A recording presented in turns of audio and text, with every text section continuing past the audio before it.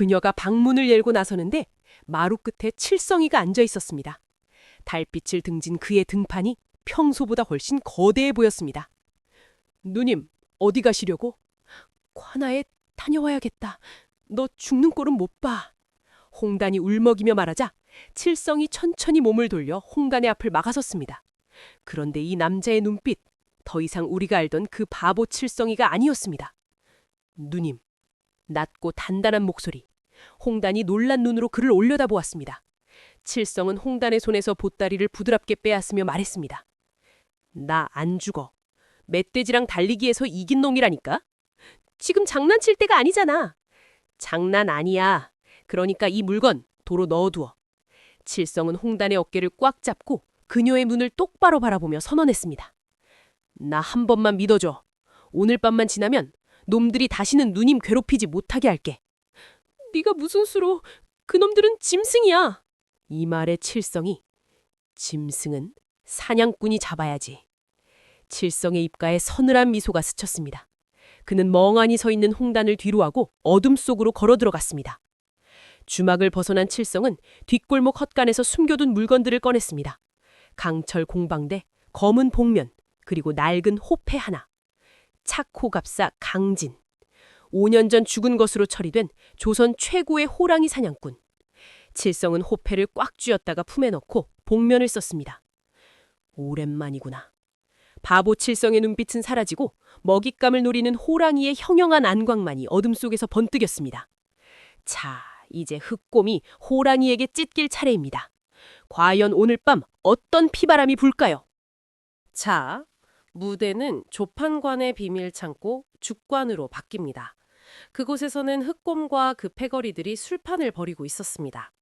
크하하하, 그 주모년 벌벌 떨던 꼴을 봤어야 하는데 말이야. 흑곰이 닭다리를 뜯으며 킬킬거렸습니다. 제삿날인 줄도 모르고 아주 신이 났지요. 군대용님, 흑곰 형님, 아까 그 바보 녀석 아까 그 말입니다. 주막집 짐꾼놈 말입니다. 형님 주먹을 맞고도 뼈가 안 부러진 게 좀 이상하지 않습니까? 부한 녀석 하나가 찜찜한 듯 물었지만 흑곰은 코웃음을 쳤습니다. 맷집 좋은 샌드백일 뿐이야. 내일 아침에 그놈 목을 매달아 놓고 계집을 조지면 장부고 뭐고 다 술술 불게 되어 있어. 그런데 바로 그때였습니다. 지붕 위에서 기왓장 깨지는 소리가 났습니다. 뭐야? 도둑고양인가? 부하 하나가 투덜거리며 마당으로 나갔습니다. 헌데 나간 놈이 돌아오질 않는 겁니다. 어이 막내야, 오줌 싸러 가서 똥까지 싸고 오냐? 다른 부하가 혀를 차며 따라 나갔습니다. 그리고 잠시 후 어둠 속에서 윽 하는 짧은 비명소리만 들려오고 다시 조용해졌습니다. 그제야 흑곰이 술잔을 탁 내려놓았습니다. 등골이 서늘해지는 기분, 산전수전 다 겪은 놈의 본능이 위험을 감지한 것이죠. 다들 칼 뽑아! 흑곰의 명령에 10여 명의 왈패들이 우르르 마당으로 몰려나갔습니다. 하지만 그들을 맞이한 건 칠흑 같은 어둠뿐이었습니다. 슉! 퍽! 어디선가 날아온 돌멩이가 마당의 횃불을 정확히 꺼버렸습니다. 순식간에 암흑천지가 되었습니다. 누구냐? 당장 튀어나오지 못해! 흑곰이 고래고래 소리를 질렀지만 대답 대신 들려온 건 뼈가 부러지는 소리였습니다. 퍽! 과직! 으악! 보이지 않는 적이 놈들을 유린하고 있었습니다. 그림처럼 움직이며 급소만을 가격하는 솜씨. 그것은 싸움이 아니라 일방적인 호랑이의 사냥이었습니다. 불! 불 켜!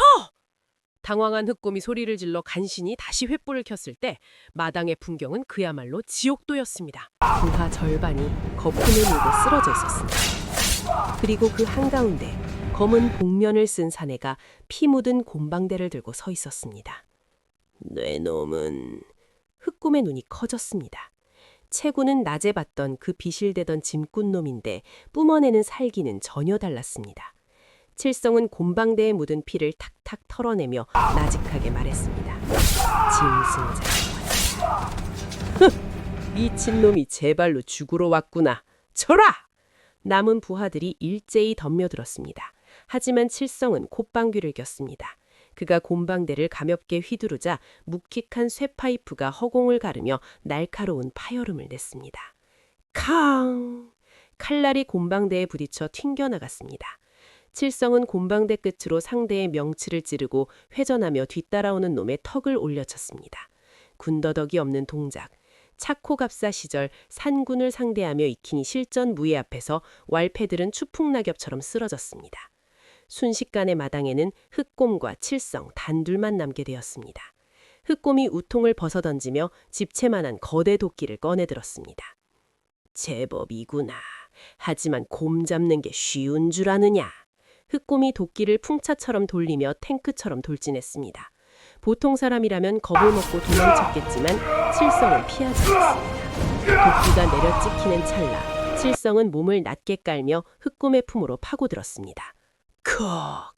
칠성의 곰방대가 흑곰의 무릎 관절을 정확히 가격했습니다. 우지끈! 무릎뼈가 박살나는 소리와 함께 흑곰이 비명을 지르며 꿇어앉았습니다. 그 틈을 놓치지 않고 칠성이 날아올라 곰방대로 흑곰의 목덜미 급소를 후려가겠습니다. 쿵!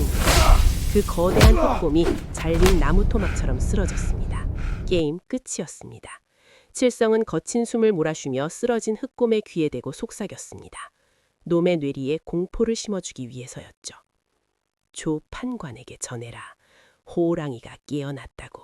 목 닫고 기다리라고. 칠성은 창고 안에서 조판관과 주고받은 밀서 그리고 훔친 은괴 하나를 챙겨 담장을 넘었습니다. 동이 터오고 있었습니다.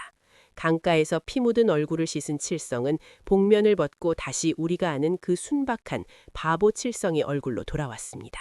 하지만 그 눈빛만은 이제 막 사냥을 마친 맹수의 것이었지요. 기다려요, 누님. 이제 국밥 먹으러 갈 테니까. 절뚝거리면서도 가벼운 발걸음으로 주막을 향하는 칠성.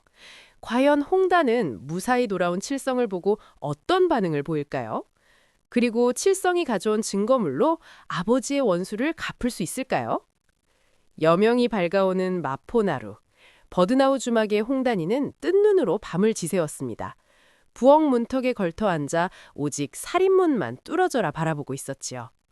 제발, 제발 사람만 돌아와다오. 그때였습니다.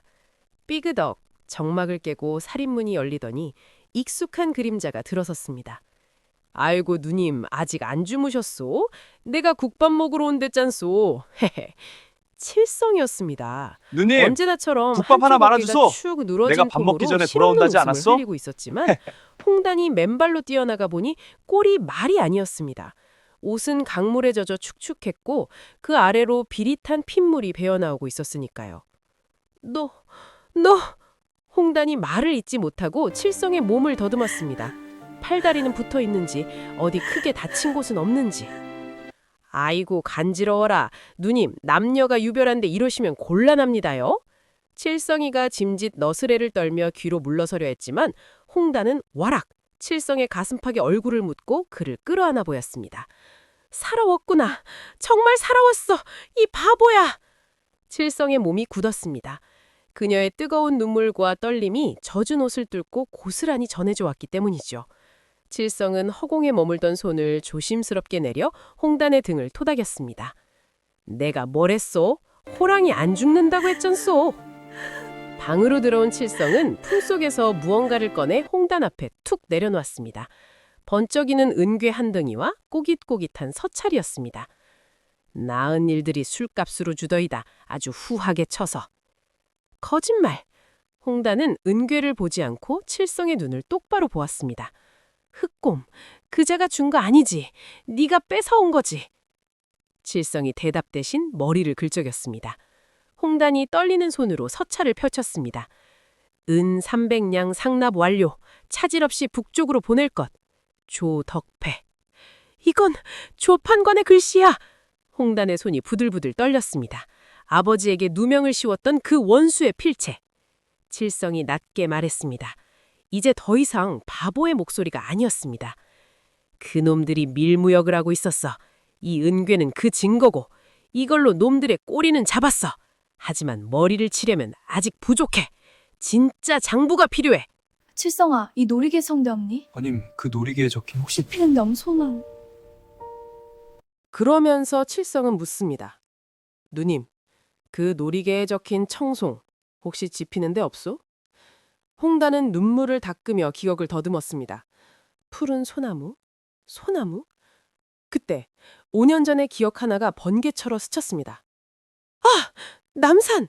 남산에 아버님이 몰래 가꾸시던 작은 정자가 있었어. 이름이 송정이었는데 거기 늙은 소나무가 아주 많았어. 남산의 송정.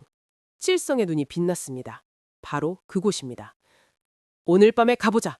놈들이 눈치채기 전에 우리가 먼저 선수를 쳐야 해. 홍단이 고개를 끄덕였습니다. 이제는 두려움보다 희망이 솟구쳤습니다. 든든한 사내가 곁에 있으니까요. 그런데 홍단이 문득 칠성의 눈을 바라보며 물었습니다. 그런데 칠성아, 왜? 너 진짜 이름이 뭐야? 강칠성 말고 진짜 이름. 그동안 바보 취급하며 막 불렀던 이름 말고 이 사내의 진짜 이름을 불러주고 싶었던 겁니다. 칠성이가 멈칫하더니 쑥스러운 듯 코를 문지르며 대답했습니다. 강진, 내 이름은 강진이요. 강진? 홍단이 그 이름을 입안에서 굴려보았습니다. 참으로 단단하고 듬직한 이름 아닙니까? 좋은 이름이네. 진아. 처음으로 불린 본명, 그리고 홍단의 따뜻한 목소리, 산전수전 다 겪은 호랑이 사냥꾼 강진의 얼굴이 홍당무처럼 확 달아올랐습니다. 아, 국밥이 왜 이렇게 뜨겁지? 땀이 다 나네. 강진이 헛기침을 하며 국밥 그릇에 코를 박았습니다. 홍단은 그런 그를 보며 맑게 웃었죠. 폭풍이 몰려오고 있었지만 주막 안의 두 사람은 그 어느 때보다 단단하게 하나가 되어가고 있었습니다. 자, 드디어 그날 밤 두 개의 그림자가 남산을 향해 은밀하게 움직이기 시작했습니다. 하지만 그곳에는 조판관이 고용한 최악의 살수가 기다리고 있었으니 과연 이들의 운명은 어떻게 될까요? 자, 깊은 밤 남산의 산길, 풀벌레 소리조차 들리지 않는 정막 속에서 두 남녀가 가쁜 숨을 몰아쉬며 산을 오르고 있었습니다. 칠성, 아니 강진과 홍단이었지요. 힘들지 않소? 어둠 속에 숨어든 짐승의 눈빛. 남산 송정에 도착한 순간 조판관의 최악의 살수가 이빨을 드러낸다. 호랑이 잡는 사냥꾼 당진. 과연 놈의 칼 끝에서 홍단을 지켜낼 수 있을까?